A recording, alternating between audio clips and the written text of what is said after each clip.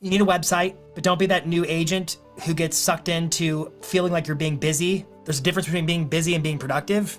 You need to make content. That might include videos for social media that can be determined or utilized as blog posts. You need to start getting in the habit of making content. I stand in the front of the line in terms of its importance. Google's the #1 search engine on the planet. Over 90% of all searches in the US and Canada happen on Google. When I look at the opportunity now, it's to be found on Google. I also look at data that supports the idea that the consumer is becoming more and more reliant upon the recommendations and the reviews of others who've done business with you before. So when you look at Google and their Google business profiles and reviews and people looking you up, I think Google is inescapable. You can meet somebody at an open house and really just hit it off. Or it could be your mother made a referral and just you think it's a done deal, but they look you up. And the question is when they look you up, does it back you up or does it hang you out to dry? And so to me, the starting point of all that is Google. If your brand doesn't look good on Google, your brand is whatever Google says it is.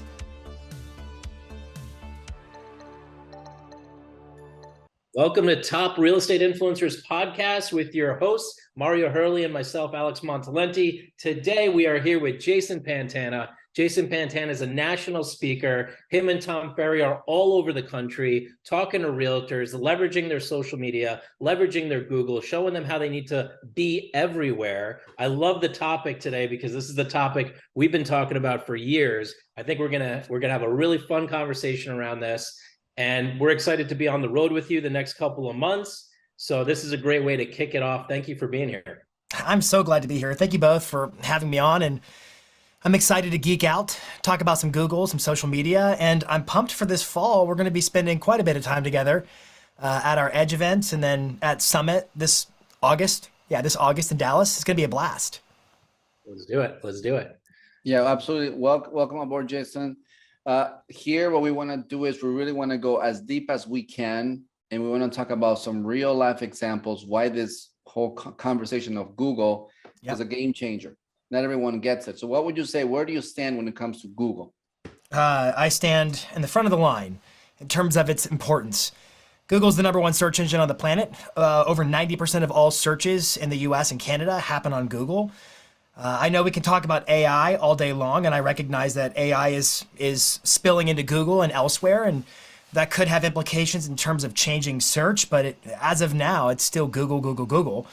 And when I look at the opportunity now, it's to be found on Google.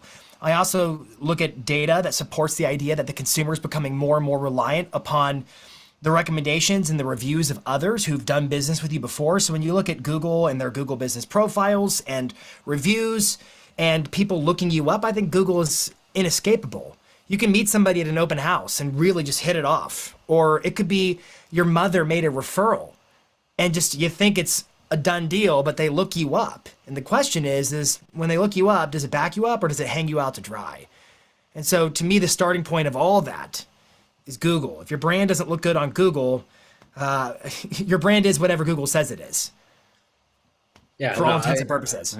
I was just today, I was at the property where I'm moving into, and we were doing an inspection, and the agent is there, and I was like, oh, let me check you out online, right? And I check her out online, and I couldn't find anything. Not a Google business page, not Google reviews, couldn't even find her realtor.com, no Zillow. She's like, I don't even have a Zillow.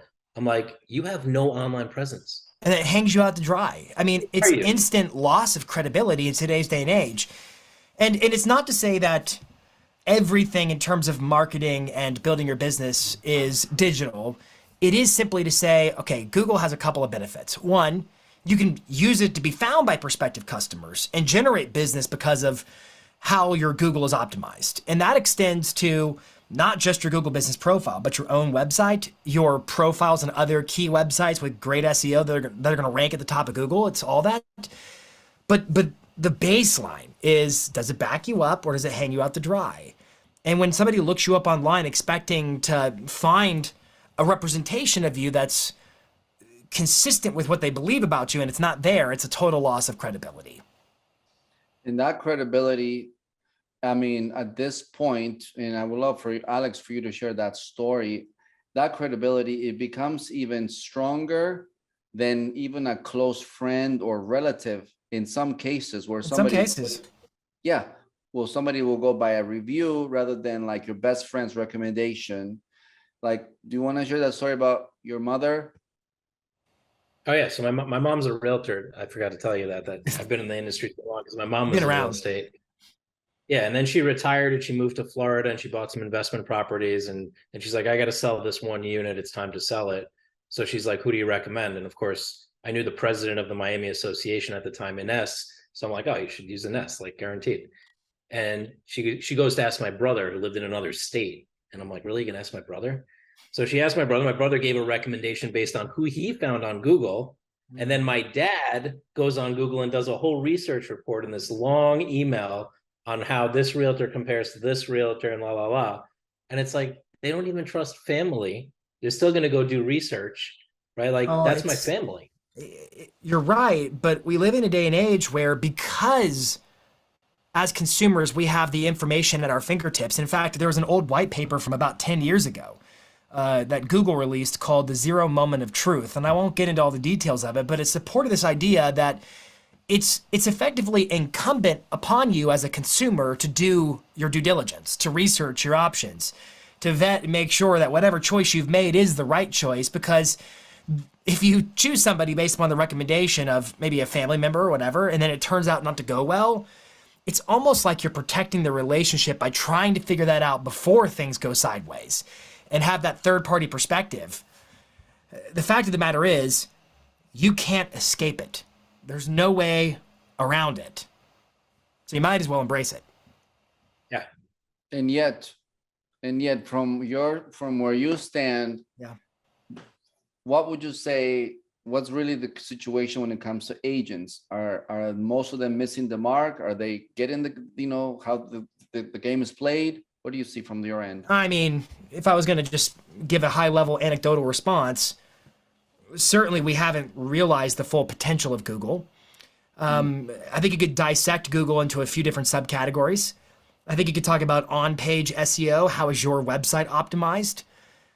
The fact of the matter is, whether you're a local realtor or running any kind of a local business, the expectation of you being some kind of an SEO genius virtuoso is ridiculous. It's not going to happen because you're running a local business, and if you were doing that, if you were that skilled at SEO, then you wouldn't be running the local business you're running. So there are lots of providers in our space that can help you get the right website, dial things in appropriately. It doesn't mean you get to take a hall pass and not create content, not blog, not publish meaningful, rich content. Certainly, there's a steep learning curve when it comes to your own website. The biggest opportunity I see, though, is more on the local side of the coin. It's your Google business profile. If you look at Google's data, almost half of all their searches every day are local intent. So that means that if there's about 8.5 billion searches per day, we know 46%, let's call that roughly 4 billion, of all those searches worldwide are looking for something local. And of those looking for something local, almost all of them trigger what's called the map pack. I know you guys know all about the map pack.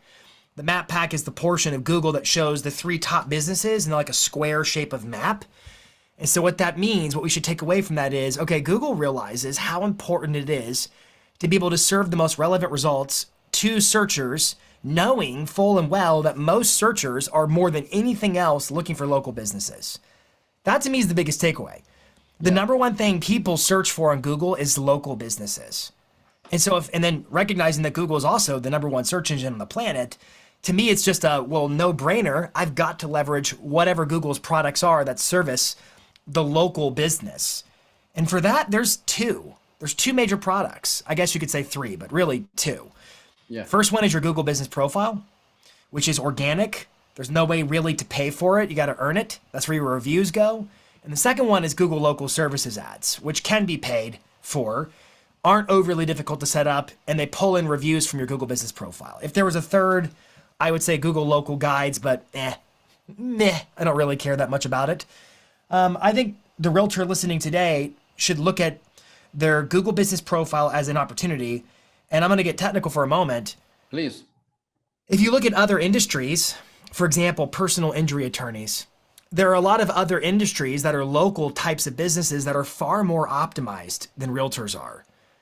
Oh, yeah. I look at that industry, for instance, and I recognize, wow, this is like they're driving in rush hour traffic in terms of competition, and we're driving in the middle of the night. There's nobody around, and the opportunity to make some basic adjustments to your Google business profile or some technical ones and massively cut to the top of the pack and rank. I mean, there could be 40, 50,000 realtors in your local marketplace based upon wherever you're listening from. And they only show 3 on Google. Your ability to recognize that most of them are poorly optimized and then cut the line and get to the top of Google, the amount of opportunity and exposure you can get to local customers looking for a realtor is crazy. What's more, what kind of a lead would you rather? The lead that looks for houses or the lead that looks for realtors? I, for one, choose the one, if I got the choice, I want the one looking for you because they've already made the decision they're going to work through an agent. The question is, who's the agent? So I see Google as a tremendous opportunity. And I think specifically, if agents feel or sense that they're leaving opportunity on the table, I would look at the Google business profile first and foremost. I totally agree with you.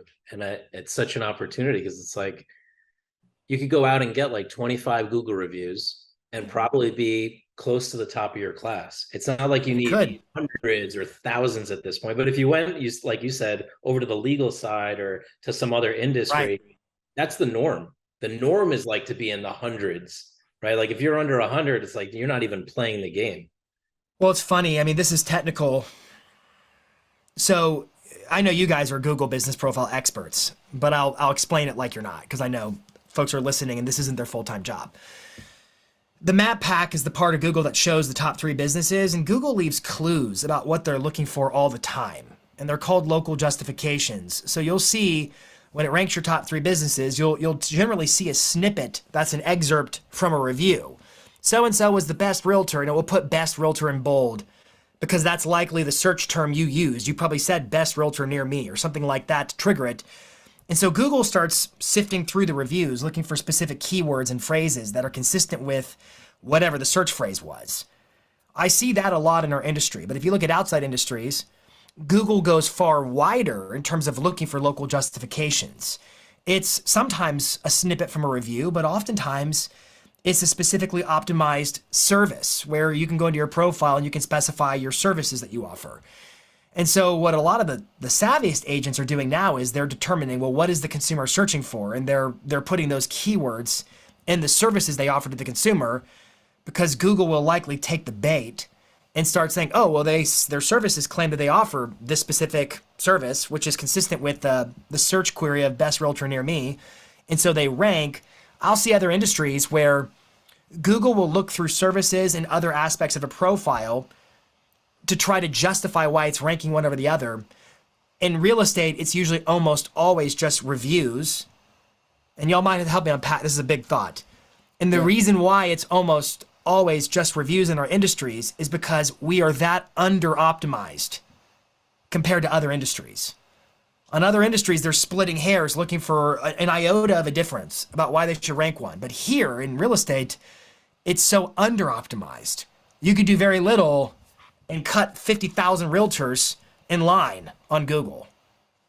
So here's my question. When it comes to Google business pages, what do you think is the benchmark for a realtor in 2023? What's the minimum number of reviews do you think they should have? I'm shooting from the hip. There's no empirical evidence of this. This is strictly qualitative. 30. I'm just throwing a number out there on a dartboard. 30. Yeah, I agree with you. The number I've been telling people is like, if you don't have at least 25 reviews, like you're not really there yet. I would really tell you 33 is the number I'm looking for. And I can tell you where that number is coming from. That's the minimum number of a data set to be statistically relevant. Is 33. If you look in statistics, a data set has to have at least 33 observations in a population to be relevant. And so I would say 33 is a good number. But there's no empirical evidence of that in terms of Google caring one way or another. No, of course. And competition matters too. Like if I'm up against 3 realtors that have 300 or 900, like some realtors we know. Right. But my next question is, if that's Google business, when we look at somebody who's qualified for Google local service ads, we're looking for somebody that at least has 25 reviews, right? Or 33. That's a great point. Like, what do you think the number is there in order for you to have a really effective campaign, or is it just based on competition? Any Yeah, I thoughts? think I would probably choose to look and see who's running local services ads. So for those who don't know what those are, if you do a Google search for best realtor, your city, whatever it is, at the very top of Google, you will see, unless you're in Canada, most of Canada, this is mostly US. So if you're listening in Canada, I'm sorry. Yeah. But you'll see at the very top of Google, 3 profiles, 1, 2, 3 across the top. And they may vary depending upon where you ran the search from or what area you searched for, or you could rerun the search several times, and they might kind of keep a rotation of new, fresh faces coming and going. Sometimes you'll see an area where the agent is so dominant, they're always in that little pack at the very top. These are local services ads. There's a couple of really, really exciting things about local services ads. One, they're not part of Google Ads. If you go into your Google Ads portal, you don't run local services ads through Google Ads. There's an entirely separate division at Google for running this specific kind of ad. To find them, the easiest way to get to them is just do a Google search for Google local services ads and click the top link. And it will take you into their setup. They're relatively easy to set up. You link them to your Google business profile so they port the reviews over, which is nice. And they're going to deploy a background check on you, and it's going to feel like you went to the DMV. It's going to be brutal, the background check, but that's part of the gig. What's exciting about these local services ads? Well, I'll start with what's not exciting. What's not exciting is when Google launched them, it means the map pack went down on page. So the map pack used to be even higher up than it was. The map pack is still super crazy relevant for anybody looking to rank organically. But local services ads cut the line. Google rolls out the red carpet. We like to, in our industry, become intimidated by these large search portals. And it's just little old me, little old realtor in my little marketplace. Me against them, the big behemoth of these brands, these search portals. But then you realize, well, wait a minute. Google is putting your local business, you as an agent, above these search parties. No major company can run a regular Google search ad and rank above it. The highest point on the page of Google, above any snippet or anything at all, is reserved for a local services ads, which can only be run by a local service provider like the folks listening to this podcast. I find that to be incredible. To your point, if you're going to run ads and everybody else running those ads has 180 reviews and you've got 8, you should just work on getting reviews before you put your money there. I think that's your point. Yeah, 100%. Now, but they're not going to charge you for anything other than legitimate leads. So you can put your money there. It's just you're not going to ever get leads until you have the reviews that warrant somebody actually choosing you. Exactly. Yeah, I love. I mean, I loved local service ads when it came out, and I think the realtors that took advantage were absolutely. They were cleaning up in the beginning, and then the word got out. I remember my coaching clients. We were doing this, and they're like, "Don't tell anybody," because they know I'm a big mouth and I say everything. And they're like, "Don't tell anybody." And I was like, "Dude, the secret's already out. Tom Ferry's already talking about it. Everybody knows." And now they're highly competitive. Yet I do have even in the last week, I've had conversations with several coaching clients, and they're like, "Yeah, we're getting quite a bit through our local services ads." So let's hit that for a second, because I speak to a lot of realtors, and they're like, yeah, but people close business off of this. I know.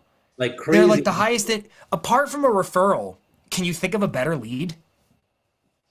They're looking for you. They read you. They see you have high reviews. They see your face. They trust you. They Google's like only charging you for, like, you can say, I don't want first-time home buyers. I don't want renters.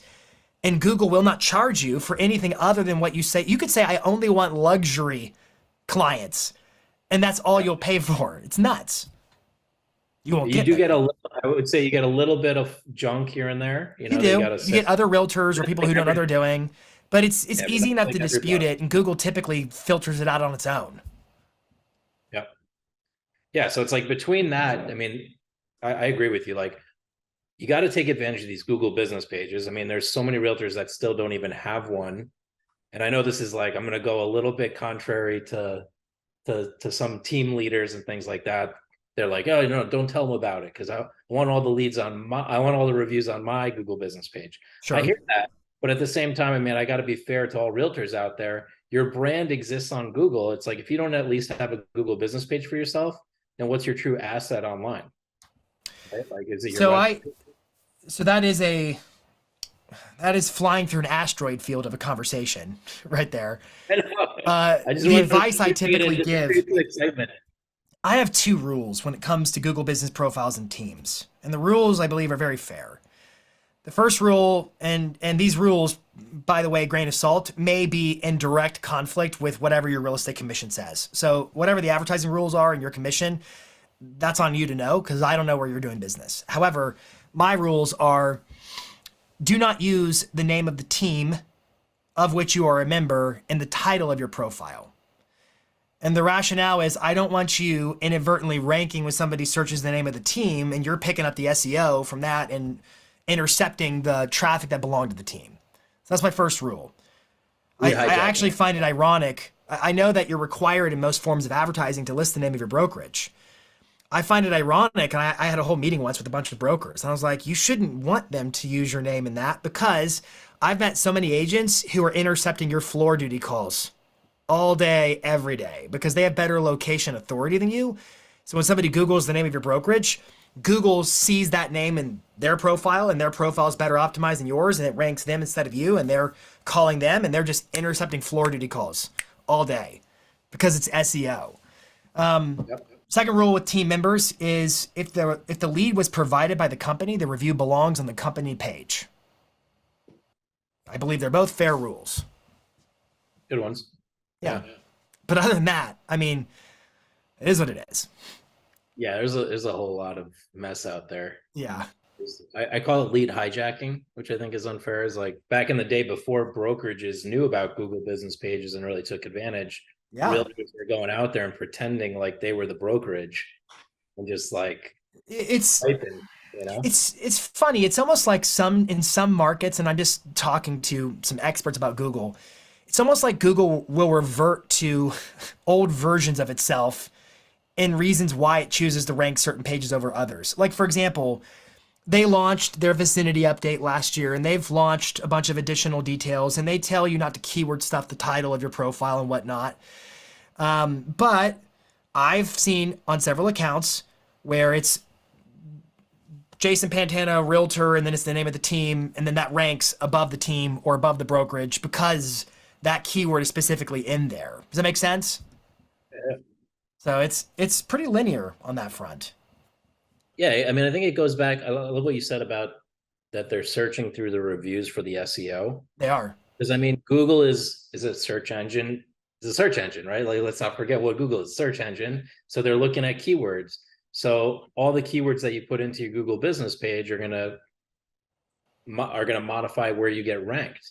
Yeah. Well, it's keywords. I have a whole course on Google Business, and it talks about keywords, and where do they pull keywords from? They pull them out of the services. They actually look at your website that's attached to your Google Business profile, and they look at its SEO as a corollary to the SEO of your Google Business page. They look at your reviews. They do not look at the replies to the reviews. They look at the reviews. Their only basis for looking at the replies is did you or didn't you? But they're not looking for keywords. Right. However, I mean, it goes back to the major point. If you understand what Google, how they're functioning, what an opportunity in our industry to rank and effectively generate passive lead generation for free. And the only real effort you're putting in on a continual basis is the effort it takes to keep getting reviews. That's very simple. I love that. But I also want to talk about what is holding back a lot of agents. Yeah. The things we hear, for example, is like, well, my name is very similar to this other person that's in jail, or this singer or actor, and they've been with this problem for the last 3 years, afraid to touch it because they think it's out of my hands. Yeah. So that can be tricky. If you have a common last name, I have had folks approach me about so-and-so committed a crime and they're ranking above me and it's really messing me up right now. That's difficult. I have on several occasions for those situations directed realtors that they should reach out to a reputation SEO specialist. There are organizations out there who can specifically dive into dealing with reputation management online for those types of issues. Because it can get really, I mean, for example, if it's a local news source that publishes an article, the SEO on that page for that local news company is probably extraordinarily high. And so when they post that article, it could be very difficult, which means you want to work with them to potentially start trying to combat it, change it, and so forth. So those are challenges that a lot of realtors face. At the same time, I would say like doing nothing's not a solution. You can't afford not to engage Google, and there is no guarantee that it will be easy for you. You may have a challenge. That brings me to a good point. I think we should give some advice or coaching on this to realtors. They're often scared of like, well, what if that first review, I'll create the Google business, but what if that first review I get isn't a good one? Or what if the fifth one I got isn't a good one and now I'm a 3.0, and they freak out and they don't know, it's like paralysis. Should I even respond? Should I contact the client? What should I do? And I don't know, what's your take on that when you get that bad review? Um, that's exactly why you keep getting good reviews. That's what we say too. That's exactly like, look, let's face the music. They can review you with or without you inviting them to do so. They can go on Yelp, they can go on Google, they can create a profile. If you haven't got a Google business profile, you actually might.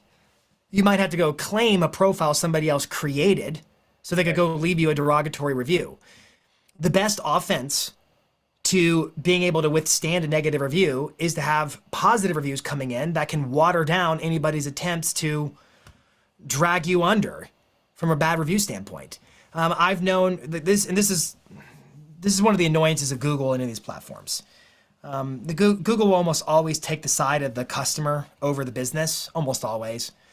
And so it's not uncommon for agents to come to me and say, well, this one person had a bad experience with me. They made an offer on my listing and they lost the multiple offer to somebody else, and now they're mad at me. So they keep creating fake Google accounts and leaving me troll spam reviews, and Google won't remove them no matter how hard I try. I've seen that happen. We've gotten attorneys involved to write cease and desist letters, and it's really, what the best solution to people who do that? The best solution is to get more positive reviews and drown it out, and then they give up and move on. So Google is biased. They will take the word of the customer, yet they will filter out positive reviews and say that's too good to be true. It's unbelievable. It must be spam, or you must have bribed them to leave you a great review. And so once again, the only solution in my mind is you have two options. You can go like this, la, la, la, la, la, and act like Google's not real. But it doesn't matter if you consent or not to having your business on Google. You can have a business on Google without you being involved whatsoever. So your best course of action is to take a proactive measure and build a system into your transaction to close process that is hell-bent on getting reviews from customers. That's your best solution. We say that too. And the other thing I would add is that respond to the review. Absolutely. And on Google, you don't have the option necessarily to delete it. On Facebook, you get a bad review. You could delete it, right? And people are like, oh, you deleted my bad review. Honestly, I've gotten bad reviews. And what I do is I take it as feedback and I look, okay, was there anything that I can be responsible for here? And then I leave it on my Facebook feed. I respond to it responsibly as a business owner, as like somebody who's taking responsibility for where I messed up or I didn't mess up. That's right. You can say a lot about yourself. And if you're struggling with how to do that, you can here's what I want to say, run it through Chat GPT, get some guidance on Chat GPT, and then tweak it out and then use it as the reply. Yep. I also would encourage you, if you're replying to reviews and you can feel your blood pressure is high and you're angry, do not press publish, sleep a night, and save it for the next day. Yeah, for sure. That will actually work against you. It'll show It will. So defensive, so reactive. They're probably right. 100%. Avoid this business person. That's right. What percentage of active agents would you say are currently not even anywhere near Google business or using the services at a basic? I don't have that data in terms of what percentage of active agents are not using it. I'd be making up a fictitious number. A high percentage. I guess I would work it backwards and say, well, when I search for the best realtor in your marketplace, who keeps ranking over and over again? And out of how many relative agents in that marketplace? And then I can figure out, well, if the same 8 people keep ranking across Google in all the different searches, and there are 8,000 realtors in your marketplace, 8 out of 8,000 is my number. I can take the reverse of the absolute value of that and find the negative.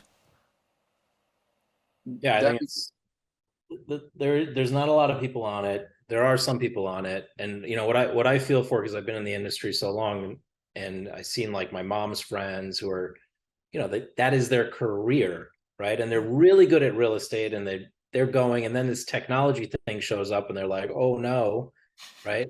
And the gap just gets bigger and bigger and bigger. Like when, and I think this is where team leaders are doing really well. They're doing great jobs with their Google business pages. It's got tons of reviews. Brokerages are doing great, tons of reviews. Agents have less reviews. But if the agents don't at least get reviews, the gap just gets so big. It's like you're going up against another realtor. This one's got 300 and you didn't even start on your Google reviews yet.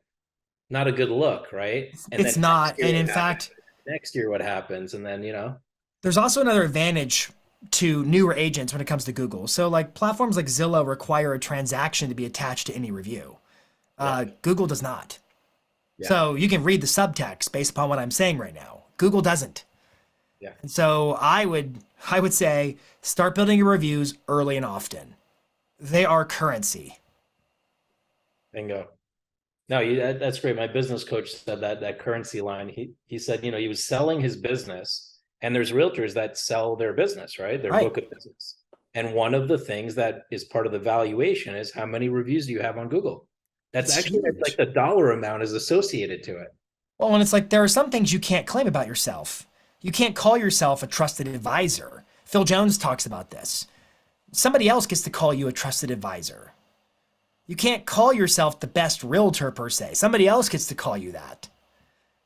Therein lies a massive, giant, huge opportunity to leverage reviews, to create the story of your brand through the lens of all the customers who've worked with you in the past. So commit to making reviews or getting reviews. So one last thing to add to this, because I just met with a managing broker, right? And she's like, well, I don't sell real estate. Do I really need a Google business? Do I need reviews? And I was like, listen, the opportunity is huge. Are you interested in recruiting agents to your office? She's like, yeah. I'm like, have all your agents write an amazing heartfelt review why you like transform their life, their career, how supportive you are. And I'll bet you that other realtors who read those reviews will It's a come good and work move. for you. That's a smart move. It's really good. It's true. That's the other one. I think so many managing brokers are leaving that on the table. I think organizations, anybody who's looking to recruit or get people to want to join their company, anything along, it doesn't always have to be lead generation. There's different ways to build a funnel. Exactly. So Jason, I really love your energy, and I am estimating we're gonna have a huge percentage of agents are gonna be writing to us, messaging us saying, hey, I realize my Google's not working at all. What should I do now? So this is awesome. I wanna switch a little bit into your story. Yeah, please. Tell us your origin story. Well, I was born. How far back do you want to go? Take us wherever you want to take us. Phew. I'll take you back. I'll do I'll give you the career aspects of my life. I'm a twin. I have a twin brother. I'm the youngest of 5 kids. My brother and I moved to Nashville as musicians. I live in Nashville still. I did move away for a period, but I'm back. We moved here as musicians, very hopeful. And long story short, that did not turn into a career of promise for me. And I remember I was waiting tables and kind of miserable. I had previously dropped out of college, and then I decided to go back and finish. So I finished remote, the last remaining credits I hadn't closed off on before I moved to Nashville. And I was still waiting tables, and the hopes of a music career I had was just they were kind of like floundering. It was at the last line. Were you a singer? And then more of a guitarist. Okay. More of a guitarist. Rhythm. And I was waiting or- tables on a Friday night, and there was this horrible flood that creeped in out of nowhere in Nashville, and it was a really intense flood. So half the city was completely underwater. There were houses fully submerged. A lot of people's lives got turned upside down during the flood. Mine did, but in a positive way. So the restaurant I worked at went totally underwater. We had security cameras of seeing the tables hit the cameras, and then it went dark. Like it went completely underwater. So we all lost our jobs, and I thought this was the rug pulled out to just make a switch. I thought, I was like, you know what? Forget music. I'm going to get a career in marketing. I just got my degree. I'm going to try to get a job. But this was the recession. Nobody was hiring. Mm. I didn't have the experience. And I could not for the life of me get a job. I just couldn't get hired anywhere. And I remembered I had tables I had been waiting on tell me over and over and over again, you make a really good real estate agent. Boy, you'd make a great realtor. And I'd be like, a realtor? What are you talking about? And they would say, what are you going to do if music doesn't work out? And I'd be like, I'm going to be an actor. I was just being a jerk because I didn't want to go there. I'm going to be an astronaut, something smart alecky like. Yeah. And then I remember saying to my wife, I was like, well, I had no money. We were broke. I needed to do something. And I was like, what does it look like if I try to get a nice at a job as a realtor? Uh-huh. And I didn't know what a realtor versus real estate agent was. I didn't know what a 1099 was or an independent contractor. I had no knowledge. I was completely naive.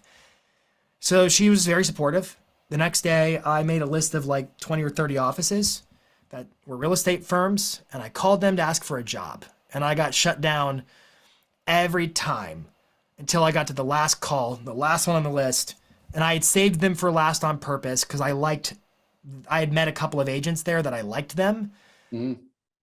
So I called, and this guy named Todd answers the phone. He was the receptionist. And we got to talking, and somehow I was telling him my life story like this. Yeah. And he said, well, you have two options.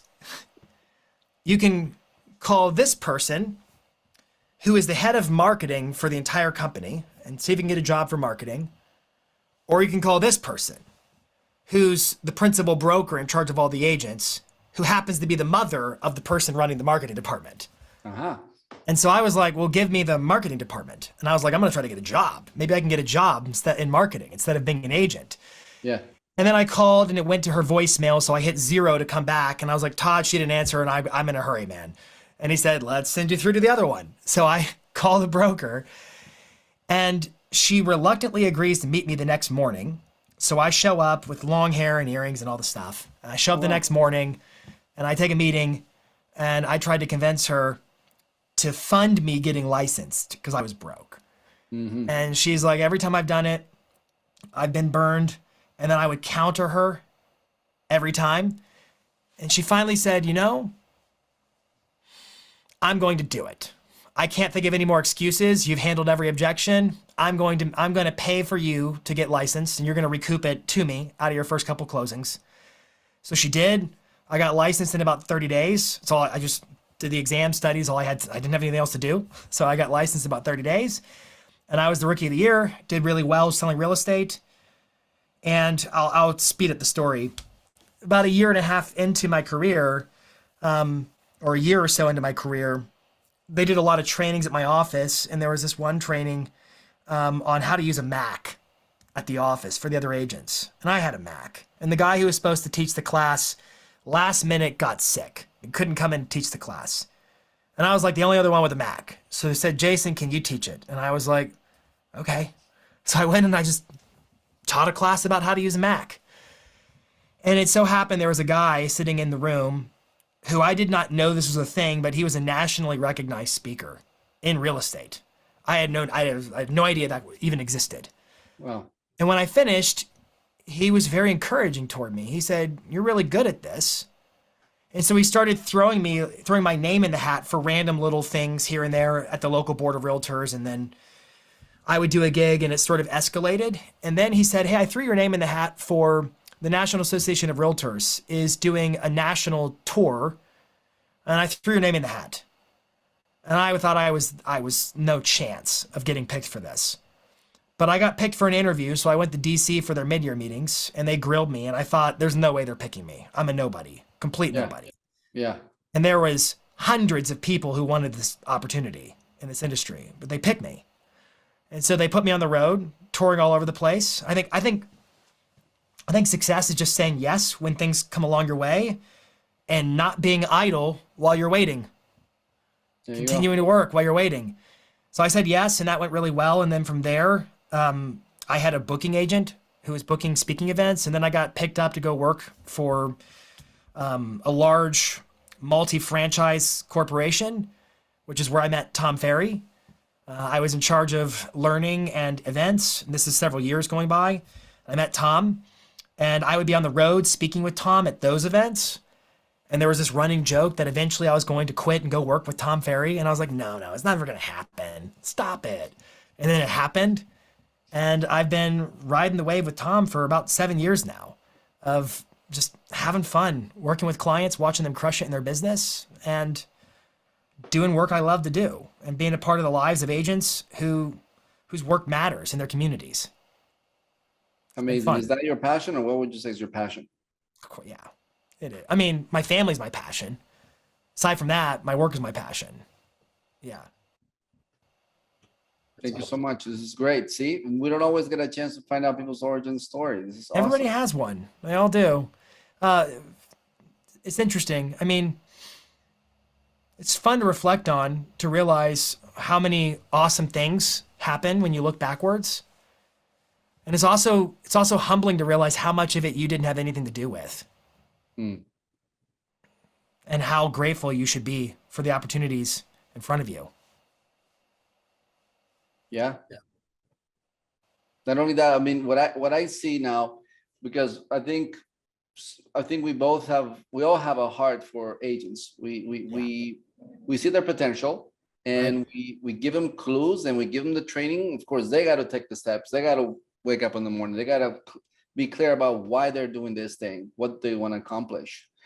Could you give us? We're approaching the end of our episode. Would you give us like the anatomy when it comes to Google? What would you say? If you have all of this, you're headed to success. What would be like all the components that they need to consider, what they need to put together? Sure. Just in terms of tactically dominating Google. Bingo. Yes. This may be in no specific order because I'm going off the cuff here with this. You need a website, but don't be that new agent who gets sucked into feeling like you're being busy. There's a difference between being busy and being productive. So you do need a website. It doesn't need to be the world's greatest website. It could be a Squarespace or a Wix or something like that, or a WordPress. Just you need a website. You need to make content. That might include videos for social media that can be determined or utilized as blog posts. You need to start getting in the habit of making content. You need some type of a CRM solution. It could be a spreadsheet or it could be Follow-Up Boss. You need something where you're organizing your contacts. I'm getting back to the Google piece though. That wasn't really on topic of Google. You need a website. You need to make content. The content should be posted on social. It should also be posted on blogs on your webpage. Obviously, you need social profiles. So you should, if I were you, I would do a few different searches. I would Google your name and see what comes up when you do that. And then ask yourself, what do I need to improve that's ranking? What's not ranking that should be ranking? And how do I improve it so that it does rank? And then what's showing up that should not be there, and work hard to get rid of it. You need to have your Google business profile set up. It needs to link to your website. There's a lot of backfeeding SEO that comes from your website to your Google business profile. It's important. So using a lot of the same language and terminology, keywords is important. I would also do a web search for best realtor in your marketplace and phrases like that. And I would see who's running ads on that search. Some website that ranks agents, something like that, they're running ads, and they probably charge a referral fee for leads, but I would still build my profiles on those pages, because if those folks are willing to invest in buying that web traffic, you might as well benefit from it too. And then I would work on your Google business profile. More than anything else, you need to work on getting reviews. That's because you can always optimize your profile later. What you can't do is snap your fingers and get a bunch of reviews. The reviews take time. And so I would set yourself to the task of generating reviews on a consistent basis. But I think if you look at your website, your profiles, your content, your Google business reviews, those are the 4 things, the pillars that I would say are super important in terms of dialing in SEO. Was that clear enough? Oh yeah, excellent. Anything you want to add there, Alex? No, I mean, obviously we keep talking about reviews, but I just want to leave it with it's not that difficult. No. Right? It doesn't have to be a transaction like it was with Zillow.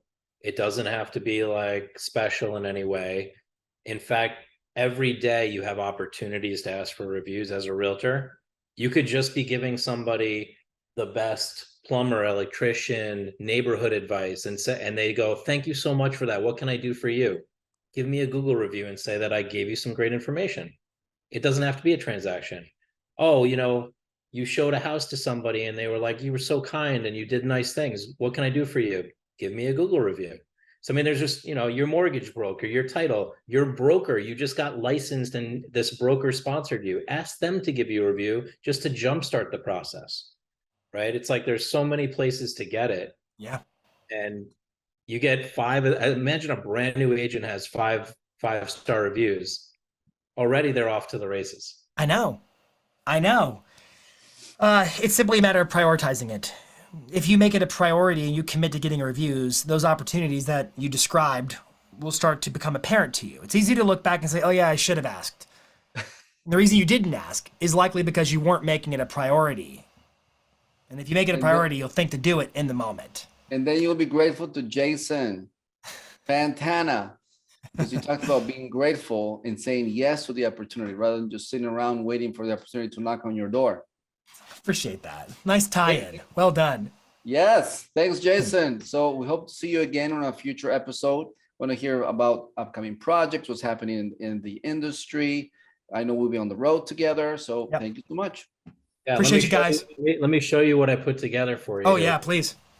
So I Googled you, right? And this is a good example. Like if I Google Jason, so much video shows up, his YouTube channel, his Instagram, and it's not, Jason, yes, he does produce a lot of content, but realtors have that opportunity too.